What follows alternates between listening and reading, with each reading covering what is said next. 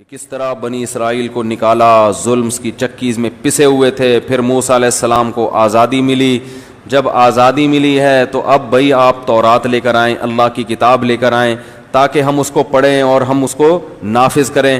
موسیٰ علیہ السلام گئے تورات لینے کے لیے تو بنی اسرائیل کے کچھ لوگ کہنے لگے، اے موسیٰ ہم جب تک آپ کے ساتھ گواہ بن کے نہیں جائیں گے ہمیں یقین نہیں آئے. کیسے نالائق لوگ نا، سارے معجزے دیکھ چکے ہیں. تو موسیٰ علیہ السلام کے فرعون کو غرق ہوتے ہوئے دیکھ لیا، اب بھی کہہ رہے ہیں کہ کچھ بندے ہماری طرف سے سلیکٹڈ جائیں گے، پتہ چلے آپ اللہ سے ہم کلام ہو رہے ہیں، وہاں سے تورات لے بھی رہے ہیں، اپنی اخپل طریقے سے تو نہیں کہیں لے کر آ رہے آپ. کیسے نالائق؟ جو نالائق ہوتے ہیں نا وہ سیدھے نہیں ہوتے، یاد رکھو. یہ کچھ گاڈ گفٹڈ کچھ چیزیں ہوتی ہیں، کیونکہ غلامی میں ایک بہت طویل عرصہ گزر گیا تھا نا، تو ہر چیز میں عیب، ہر چیز میں عیب. تو اسی طرح بعض آدمیوں کی یہ فطرت ہوتی ہے، بعض عورتوں کی، بعض آدمیوں کی، کہ ہر چیز میں کس پہلو کو لے کے جانا ہے، نیگیٹو پہلو کو. ہر عالم کی تقریر سے منفی چیز نکالنا ہے، ہر آدمی کی بات اس کو الٹی نظر آتی ہے، تو وہ بدگمان جلدی ہوتے ہیں.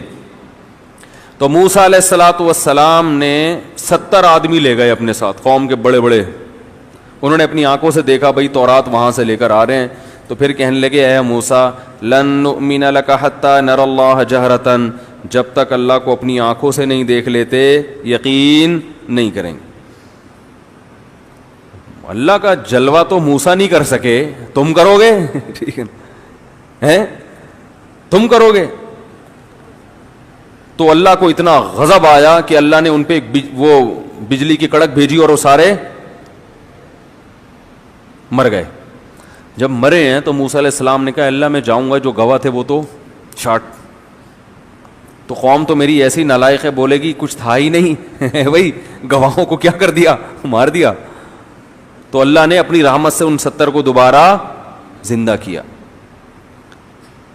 اور موسیٰ علیہ السلام جب گئے نا تورات لینے کے لیے تو پیچھے بنی اسرائیل نے بچڑے کی عبادت شروع کر دی. حضرت موسیٰ وقت سے پہلے پہنچ گئے، اللہ نے جو ٹائم دیا تھا نا کہ اس وقت آنا، تو اس سے پہلے ہی پہنچ گئے. تو اللہ نے پوچھا کہ اے موسیٰ آپ اتنی جلدی کیوں آئے؟ فرمایا عجلت الیک ربی لترضی، اے اللہ تجھے خوش کرنے کے لیے. جس سے انسان کو محبت ہوتی ہے اس سے ملاقات کا انتظار کر رہا ہوتا ہے اور ٹائم سے پہلے پہنچ جاتا ہے. ہوتا ہے کہ نہیں ہوتا؟ دولہا اس لیے شادی میں ٹائم سے پہلے نہیں پہنچتا، اس کو شرم آ رہی ہوتی ہے، ورنہ وہ 6 دن پہلے جا کے بیٹھ جائے تمبو میں. حقیقت بتا رہا ہوں. وہ آپ اشکال کریں گے نا بھائی اس کو بھی تو محبت، لیکن وہ تو لیٹ کیوں آتا ہے؟ وہ شو مارنے کے لیے لیٹ آتا ہے کہ ہم بڑے لوگ ہیں، اور اس کو پتہ ہے دلہن مجھ سے بھی لیٹ ہے. تو جس سے انسان کو ملاقات کا شوق ہوتا ہے، تمنا ہوتی ہے، تو حضرت موسیٰ کو اللہ سے عشق جیسی محبت، تو وقت سے پہلے ہی پہنچ گئے. اللہ نے کہا کہ اے موسیٰ تو یہاں آ گیا، تیری قوم نے پیچھے بچڑے کی عبادت شروع کر دی ہے. واپس گئے، وہ لمبا واقعہ ہے پھر انشاءاللہ بیان کریں گے. تو ایک مرتبہ موسیٰ علیہ السلام جب اللہ کے پاس آئے تو کیونکہ اللہ کا بار بار کلام سنتے تھے، اللہ کے کلام کی لذت محسوس کی تھی، تو دل میں تڑپ پیدا ہوئی کہ جس کا کلام اتنا لذیذ ہے اس کا جلوہ کیسا ہوگا. تو اللہ سے کہنے لگے ربی ارنی انظر الیک، اے اللہ تو مجھے اپنا جلوہ دکھا، میں تجھے دیکھنا چاہتا ہوں.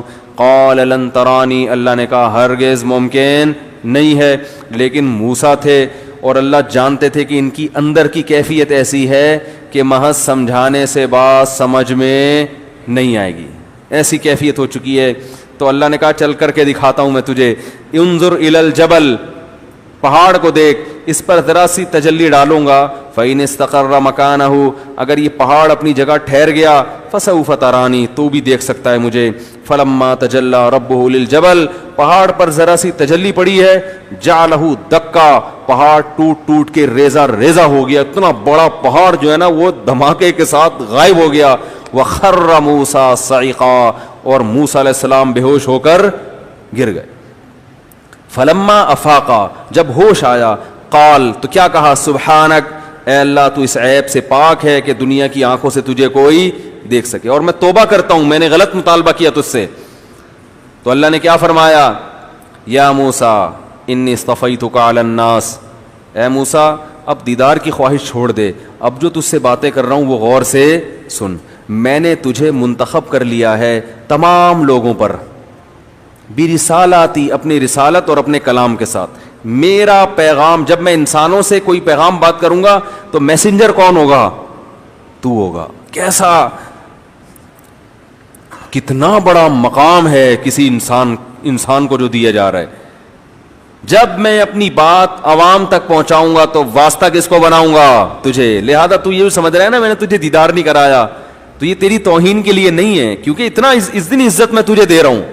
بات یہ کہ ان دنیا کی آنکھوں میں وہ طاقت میں نے رکھی ہے ہی نہیں, یہ تو مادی آنکھیں ہیں, یہ برداشت نہیں کر پائیں گی. فخذ ما آتیتک وکن من الشاکرین. اب تو کام کو فوکس کر جو تجھے دیا جا رہا ہے, یہ چھوڑ دے کہ دیدار اور اللہ ملا اور باتیں کروں گا, تجھ سے دیدار کروں گا, ملاقات, یہ ہو جائے گا آخرت میں. اب تم نے کیا کرنا ہے؟ کام کو فوکس کرنا ہے. وہ کام کیا ہے؟ میرا پیغام لوگوں, دعوت اور تبلیغ, لوگوں کو میرے سے جوڑنا ہے, اللہ کی طرف بلانا ہے.